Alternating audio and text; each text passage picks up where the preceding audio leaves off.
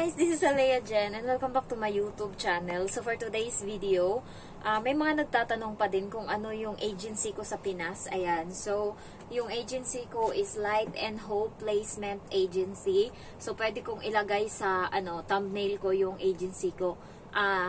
Yung legit, meron akong, kung alam niyo yung video ko, meron dyan sa my short, merong mga agency dyan na legit na agency papunta dito sa Hong Kong. Merong Placewell, ano pa yung isa, Maris, Light and Hope, King's Manpower, and then meron pang isa yung Home Sweet Home, and then ano pa yun, nakalimutan ko na, pero nandyan sa short. Pero yung agency ko papunta dito sa Hong Kong is Light and Hope Agency. Ano siya, maalaga sila, hindi sila naninigaw, binavalue nila yung mga nila applicant. Kasi nga tinanong ko yung isang employee, kasi hanggang ngayon friend ko siya sa sa Facebook. Nalaman niya yung yung Facebook ko dahil nga sa pinakita ng isang subscriber ko na nag-apply doon kung ano yung YouTube channel ko. Tapos nung sinearch niya, nakita niya doon na meron akong isang post na nilagay ko nga yung Facebook account ko. So, message niya ako. And yun, sabi ko, buti kayo sir, hindi kayo naninigaw ng mga aplikante. Hindi katulad sa iba na katakot-takot na mura. Alam niyo yun, sigaw, yung ang baba-baba ng tingin sa'yo, yung mararanasan mo. Sabi niya, inaalagaan namin yung applicant namin kasi diyan kami kumikita. Sabi niya, kapag nakaalis kayo, may pera kami. Sabi niya, bakit yung iba, especially shout out sa King's Manpower, hindi nyo man ako nasigawan kasi nga hindi ako hawak nung bakla. Ewan ko kung nandyan pa yung bakla ngayon. Ano siya hindi ko ma-explain. Dalawa kasi silang nagre-recruit dyan. Si Ria Maso, ayan, medyo mabait to. Hindi ito masyadong naninigaw. Yung bakla, yun yung naninigaw as in. Marami akong mga subscriber na nag-apply sila doon sa Kings and naranasan nilang sigawan, yung alam niyo yun. So, hindi ko lang alam kung ako lang yung vlogger na nagsabi niyan. Pero, actual ko mismong nakita and narinig yung, alam niyo yun, yung sigaw. Hindi nga ate, ganyan. Dalawang copy nga sabi ko, diba? Isa pa din yung ginawa mo. Ang simple-simple ng sinasabi ko, hindi mo masunod. So, ganun. Sigaw, guys. And then, meron, marami, as in, marami. Mapapahiya ka talaga. Ganun sila alam niyo yun, hindi ko lang alam kung siguro stress sila kasi nga meron pang tumawag isa, nag-inquire sa bakla din. Sabi, hiring po ba kayo as a domestic helper to Hong Kong? Oo te. Sabi niya, sige po kasi uuwi kasi ako ng Pinas, nasa Middle East pa ako ngayon. Pwede bang mag-apply dyan? Punta ka na lang dito te, andyan ka pa pala sa Middle East, tumawag. Kapag nandito ka, napunta ka na lang. Ganun siya. Tapos pagkatapos nun, binaba niya yung phone, may sinasabi siya, hindi nagtawanan sila. Alam niyo yung, the more na marami silang masisigawan sa phone, the more na na parang proud na proud sila sa nagawa nila, the more na pinagtatawanan nila yung mga, halimbawa, ayan, meron siyang nasigawan sa phone, tapos biglang pagbagsak niya, magtawanan sila lahat, ganun. Shout out sa inyo, alam ko kung nanonood kayo ng mga taga-Kings, totoo yan, ko yan, kahit hindi ako yung nasigawan nyo, kitang-kita ko. Meron pang isang babae dyan, doon banda siya sa dulo nakalagay, processing na siya, may sira yung isa niyang mata, maldita din siya as in, pinagalitan niya din yung babae.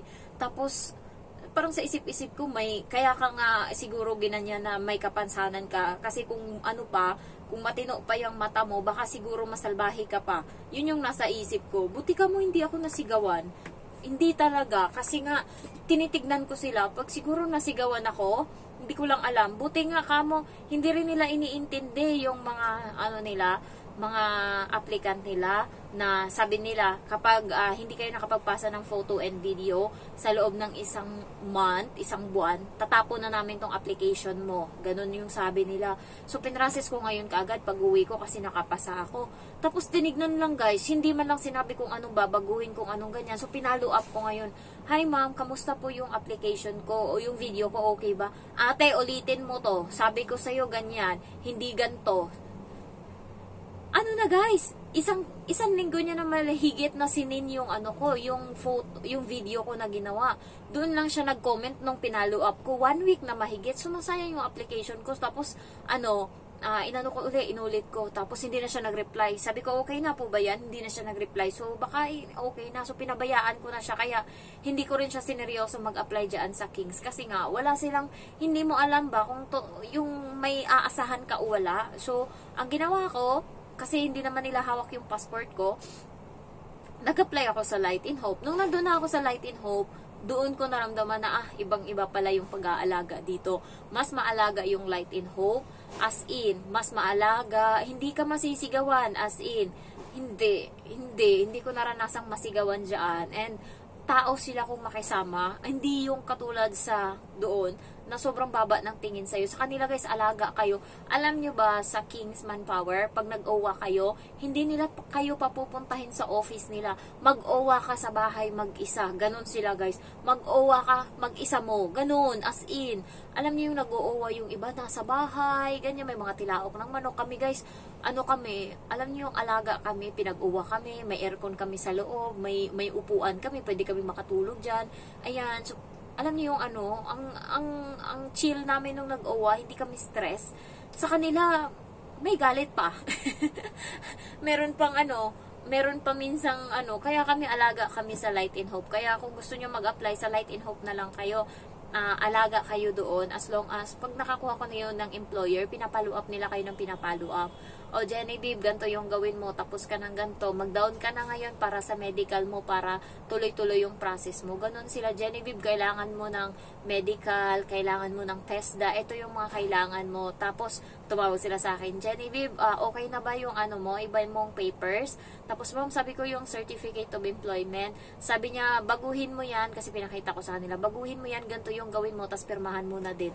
Ayan, napaka-smooth lang. Kaya 2 months lang, nakaalis na ako, kasi ang bilis ng process nila, yung hindi ka ngarag ba, hindi ka stress.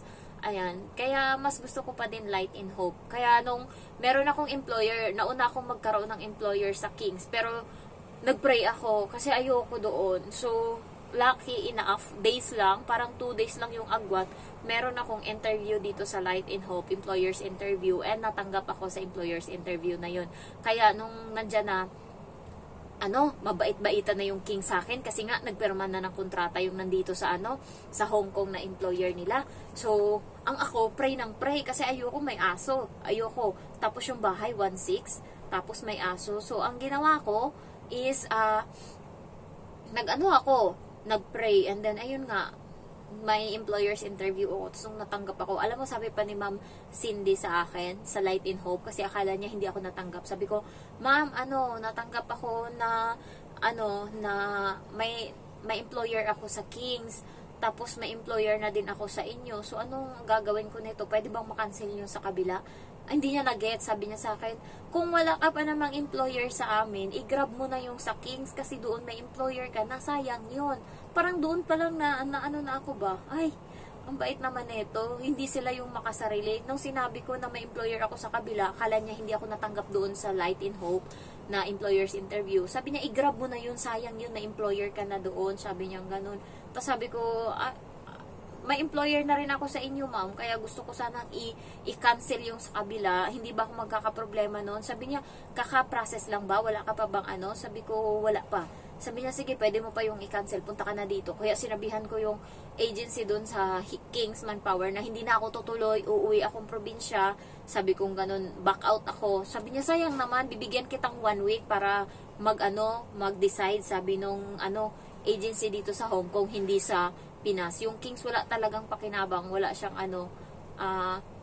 wala silang Kaya sinabi ko lang kay Rhea Maso na, sabi ko lang, ma'am, cancel ko yung contract ko sa inyo, cancel ko yung ayun, ganun. Tapos wala na, hindi na siya nag-reply. So wala na akong pakialam dun. So, ayun lang, at least, natapos na yung problema ko, tinanggap ko yung sa Light in Hope, tuloy ito yung process ko. So, yung agency, ilalagay ko dito yung mga legit agency, okay? Na, bound to Hong Kong. Ayan, alam ko may Placewell, may King's Manpower, may Maris, meron pang Light in Hope, meron pang isa. Kaya, ilalagay ko na lang dito. And mamili na lang kayo. Pwedeng mag-apply muna kayo sa Kings, kasi sa Kings, hindi nila kinukuha yung hindi nila kinukuha yung passport, siniserox lang nila. Apply kayo doon sa Kings and then pagkatapos doon, lipat kayo sa Light in Hope. Sa Light in Hope kasi kinukuha